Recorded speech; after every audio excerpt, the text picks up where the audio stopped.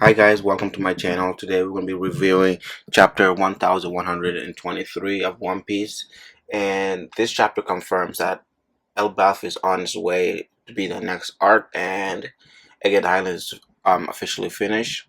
So we can be expecting the post arcs, what's usually going to be happening right after every arc, which is going to be fire. But before that, let's just go into detail about the chapter. In the chapter, we see the aftermath of Joy Boy's hockey, of how it knocked not only regular Marines out, it even knocked out vice admirals, which is a huge boost to um, Joe Boy's power of how his hockey is so strong enough to knock away vice admirals, as we only have seen in film Red, where Red-haired Shanks hockey was strong enough to make a vice admiral knee. So we can see that Joy Boy's hockey is superior to Shanks, and also Dorian Bargy also mentioned it, but we do not know if the hockey is stronger than 800 years ago or weaker than 800 years ago. So we don't know if it just ages like wine or it depreciates like acids, or it just stayed the same, and this is how strong Joy Boy was. So we can't really show how strong, or we can't really picture how strong Red Hell Shank is just based on what Dorian Broggy said or Film Red, because Film Red is not really kind of canon, to be honest with you, but it does show boost because not any person was compared to this hockey but Shanks. Whether that because the Giants don't know anybody else, they haven't met anybody else, so they haven't felt Kaido's or Whitebeard's hockey yet. But it does boost up Shanks regardless whether they have felt it or not, because they are strong to that point. But they also say that this hockey wasn't hostile, which is kind of weird. Like, I know MF released the hockey, so was he able to control and just face it towards the enemy? Or is it because the hockey is so pure that you can't, there's no hostility on it? It just feels pure as hell. Like, and then that means Shanks is more of a demon. He has more of a demon inside of him instead of more being playful, because it could mean that Shanks hockey is hostile, or just Shank hasn't reached his hockey hasn't reached that pureness yet. But out of Shanks, let's go back to the actual chapter. We'll go back to more about the hockey towards the end of the chapter. But the Mother Flame, it was revealed during a flashback. During the flashback, Vegapunk and Pythagoras and Shaka realized that there's something going wrong, and that one of the Vegapunks could have betrayed them because if they saw a certain thing that was happening. And well, they automatically went to Lilith because she's evil aspect without really considering anybody else. But they did their digging, and then realized it was York because of her greed, which is kind of weird. They never really considered her because greed isn't really a positive aspect. Sometimes it could be, but really isn't. So, but when they realized it was with her, they decided to film the video that we just saw. But it was kind of like weird. How is it that they didn't have any backup plan? It's just when people started, because they didn't let anybody else know, they just decided to hide this so York doesn't find out. But if they already knew that the world government will come after them, what was the whole point of hiding the fact that York was a traitor? Wouldn't let everybody know, all the other Vegapunks know.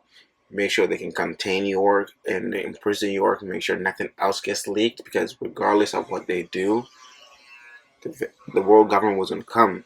And they never knew that the Straw House was going to come here. So why, as Vegapunk, the smartest person ever, not really thought this through?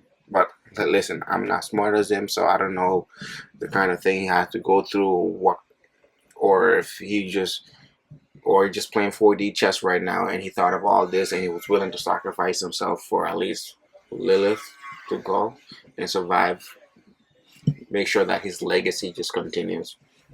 We do see at the end of the chapter where Vegapunk asks a request of Sanji to let him die, and also that he believes that they will be the one that will get the One Piece first than everybody else. So placing their bets on he's placing the bets on them. But I'm just thinking of what was his thought process of why he had to die, because you're the smartest man ever. You could have found a leeway. But whatever it is, there's still some legacy left. I know I'm just keep repeating myself. It's just I'm trying to understand Vegapunk's thought process to this, to be honest with you. I don't know what he wanted to do at the end of the day, and well, we know as readers that Luffy's gonna get the One Piece, but look at me saying we also know that he's gonna bring them down to the world. So the best that Vegapunk is placing will come to fruition. I just wanted to know his thought process. Why did he have to go through that?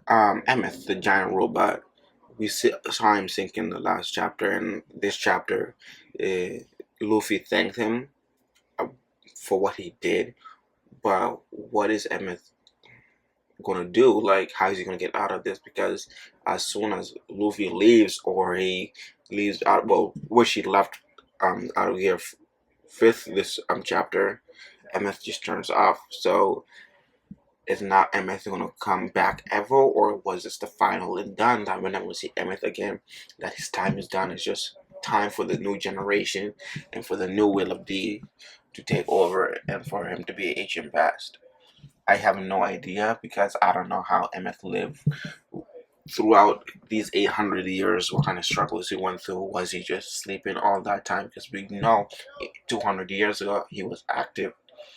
But was he active before 200 years ago? And within the last 200 years, was he just sleeping, or was he able to live his life? Because despite being a robot, he is also was part of Joy Boy's crew, and he deserves hopefully he gets a happy ending where he gets to enjoy his time with whether that be where the future is going, where we get an internet, he's gonna be with other robots and having fun, or because I don't know if he's gonna be staying with Luffy at the end of the series, because don't even know what's gonna happen with Luffy, especially with his lifespan, but that's a whole other story.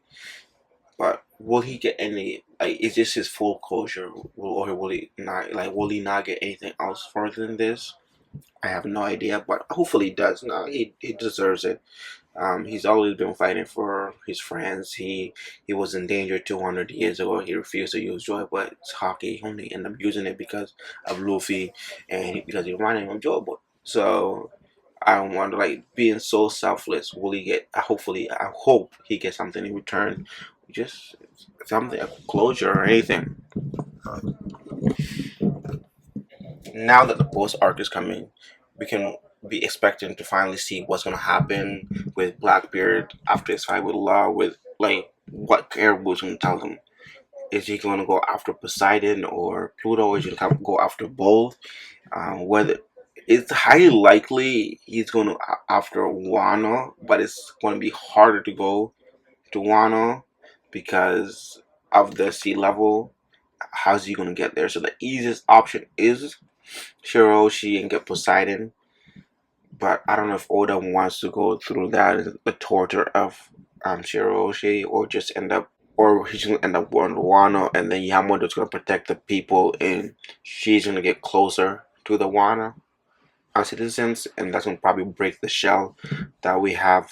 I know I didn't talk about the cover story, and it might align with what Blackbeard's doing. I've just had so much of Yamato and Wano, and the ending just ruined it for me. So that's why I'm not going there. But this might align with the main story, where the cover story is gonna collide at the same time with the main story. And then I know the cover story is canon; it's happening right now. But maybe this is the first time that it's gonna actually clash. Maybe that's gonna end the cover story. Is where the Blackbeard comes to Wano and clashes with Yamato while she's on her voyage around Wano,